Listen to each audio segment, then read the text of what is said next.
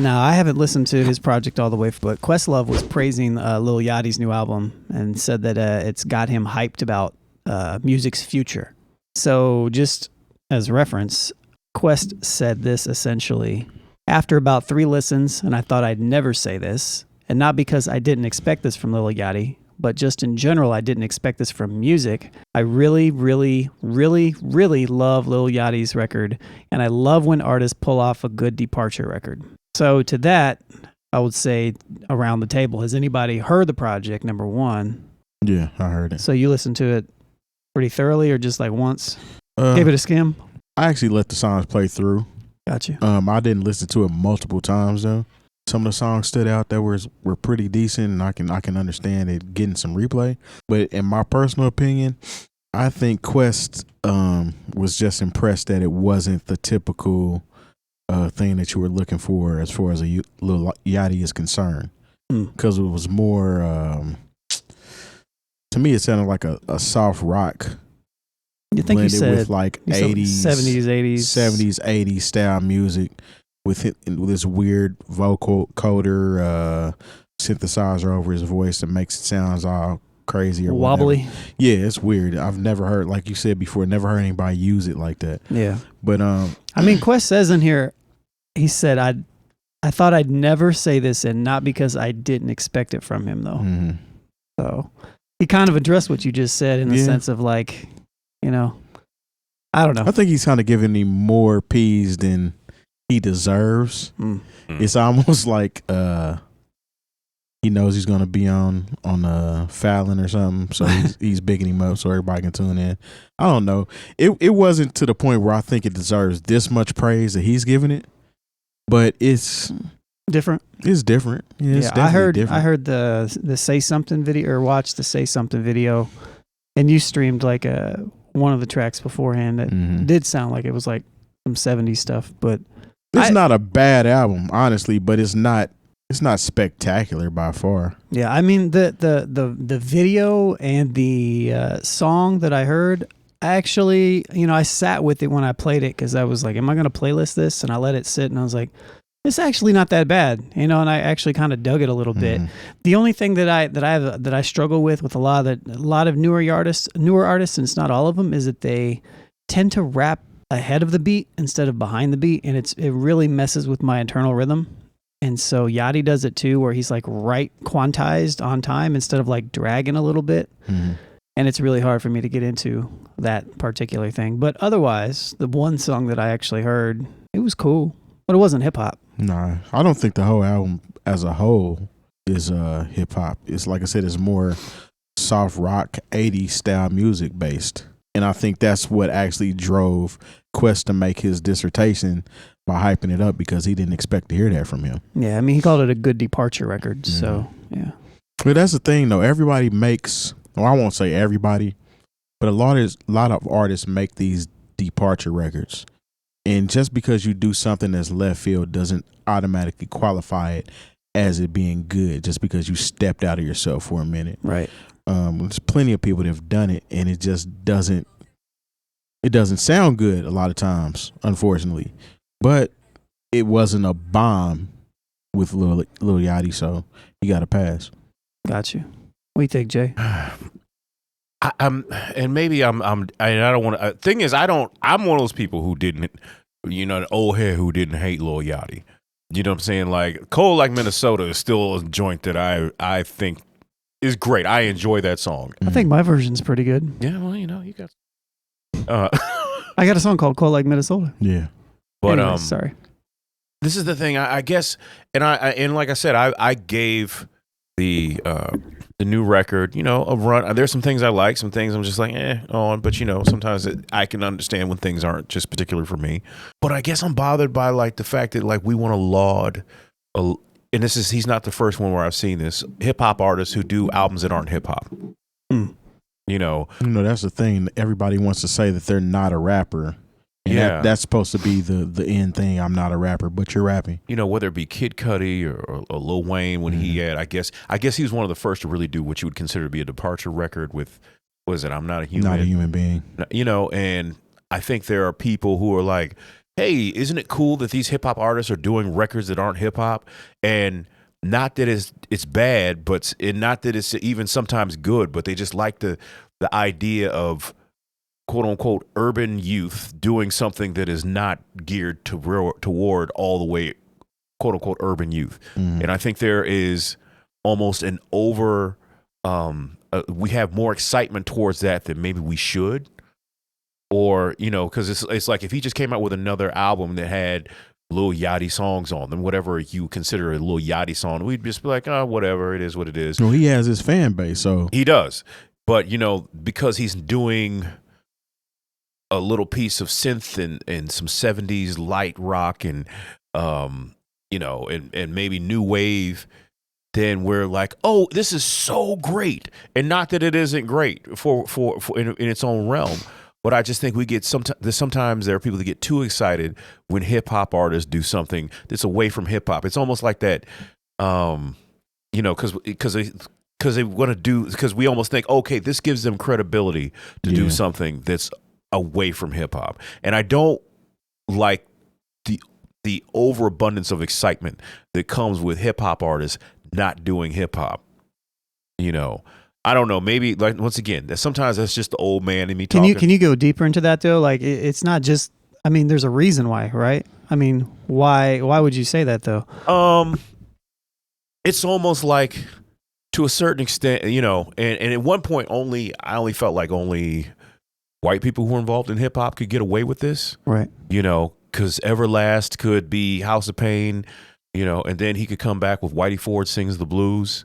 Right. And Post Malone did it. You know, Post Malone. But even at one point, I remember DMC put out his, you know, he did what you'd consider a departure album, you know, but Nelly's done some departure stuff. That's really departure to go from hip hop to country music. Yeah. But it's like, I don't know. It just seems like, here, you won't accept me here. Let me do this so you can accept me here. Yeah. And sometimes, you know, I think part of it is like, you know, sometimes hip hop really wears on people, you know, so when people decide to do something different. So I can understand, because like just modern hip hop can be a lot for people. Like Quest is older than everybody at this table. He's got to be in his 50s. Yeah, and Quest is also like, he's a musician. I mean, he's in a rap group, but he's a musician, and he's a musician head. So when he also put out a song called "What They Do," which is doing the opposite of what everybody was doing when they were coming up in the rap game. Mm-hmm. They took a different path, but it was still hip hop. Yeah. So with him, I think kind of that departure makes him feel like this is kind of the new What They Do. I'm not going to do what they do. I'm going to do this. Yeah. But it doesn't, like Jay Moore says, it doesn't really qualify as hip hop. You know, even, you know, and now mind you, I'm glad that hip hop artists can say, okay, well, I want to do something in another realm. I just don't want to rinse, wash, and repeat what I've already done. I'm glad they have the leverage to do that, because, like I said, for a certain amount of time, I only felt like white artists who were a part of hip hop, you know, because Miley Cyrus, because white artists can always be like, okay, this hip hop thing's Kid Rock can always be like, no, I don't want to do anything that sounds. I don't want something that I need a DJ for. Now I can go sing country rap tunes or just country music or just straight on rock, you know, and I can ditch this hip. Now I'm not saying that Lil Yachty or Kid Cudi or Lil Wayne were doing this, or even Nelly, to just ditching hip hop, because I don't feel like that's what it was. But they have the ability to finally, okay, if I want to explore another lane of my creativity, I can do that. But I guess sometimes my issue is the fact that, like, okay, I want to be seen as credible, so I'm going to do something that's outside of hip hop, instead of saying I want to be credible in hip hop. Right. They could take it further and actually use it in their power by just influencing their hip hop with this different sound. Like, for example, Andre 3000 made the Love Below album. I know we kind of talked about that last week, but you could call that a departure album. It's a departure album, but he still stayed true to hip hop in a sense that those elements are still in there, but it's still left field. Like, nobody was expecting that type of album from Andre 3000, even though we could kind of see it coming, because he had gradually kind of took you to where he was going to go. But that was totally left field when that came out. I mean, you got 2 separate albums by the same group. One of them is way different than the other one, and it was essentially a departure record. But would you say that what Yachty did here is really that much more left than what Andre did? I wouldn't say so. Not necessarily. The only thing about it is like if you've listened to Lil Yachty's previous albums or whatnot, definitely doesn't sound like he was going there. But I think also we as old heads, I'm not speaking about us, but just in general, we're so dismissive of this school of rap, the Lil Yachty's that came along and whoever else came out at that same time, that maybe he just wanted to be like, hey, check this out. This is not whatever you think I am. I'm not just that. This is the same Lil Yachty that kind of disrespected Notorious Big as well. So what was that? I don't remember that story. He had said something about like he didn't know his music or something. Didn't know his music or whatever. Blah blah blah. I think we had even talked about it on the show at one point in time about how artists should know where they came from. You know what I'm saying? Essentially, being in hip hop, you should know who the hip hop pioneers are, so to speak. But whatever. This is just, like I said, it's a rock album, essentially rock and 80s style, 80s synth rather. And he's singing and he's got the auto-tune going. It's just a little different. I mean, it's the Poland record with substance, essentially. Because I mean, on the Poland song, he's just talking about taking a walk to Poland with this weird voice. And this one is kind of using that same weird voice, but it actually has some subject matter attached to it. So I don't know.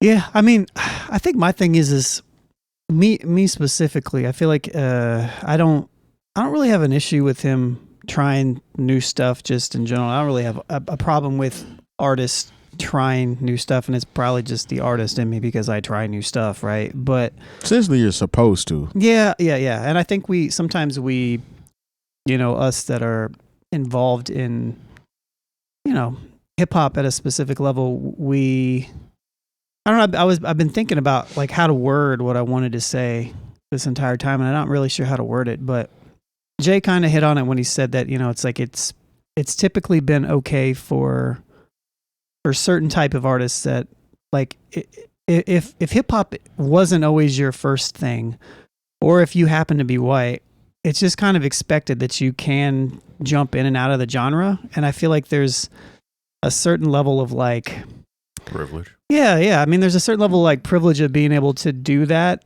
and specifically with hip hop, but also the fact that hip hop is historically always been a black culture. So there's that weird, I don't know. It's like you think that, okay, Yachty, you should just like ride hip hop out because this is your thing almost. But at the same time, there's black punk rock artists, there's black rock and rollers, and all this other stuff too. So created those genres. Yeah, that's what I mean. Yeah. But nowadays it's so modern. We just kind of associate, especially artists that have come up and are black and are in hip hop, to just kind of stay in the genre. But it's like, I don't know. I got to guess kind of play around with I mean, Vince God Staples rest made his a soul. departure record. Yeah, God rest his soul. But Mac Miller, was very good at his craft and staying true to hip hop records.